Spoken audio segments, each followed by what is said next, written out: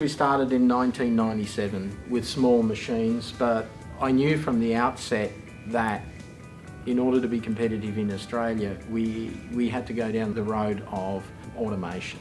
Before I started Proline Technology, I was involved in helping people how to set up their plants, manufacturing, streamlining factories, and I'd go away after I've worked with people, and then I'd come back and I'd find out that they've reverted back to their old ways. My wife basically said to me one morning, look, stop teaching people how to do things and do it yourself.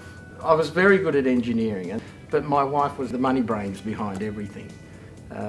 She's an economist by profession, so she sat down and she looked at my assets that I had at the time, and she said, look, this is how much, Jim, you're so cashed up, you know, go out there. So I went to the bank and I gave them basically the assets, and I said, right, give me the cash.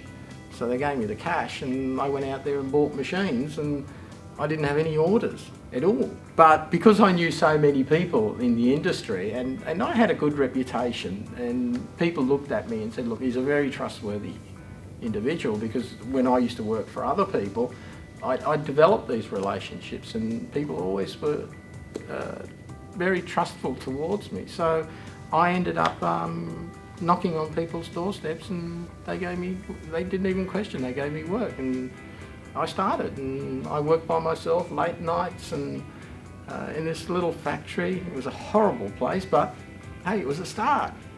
And my wife used to take care of all of the accounts, and still today Artemis still takes care of the accounts. I source the technology, that's what I do. I source technology and I troubleshoot engineering within the organisation.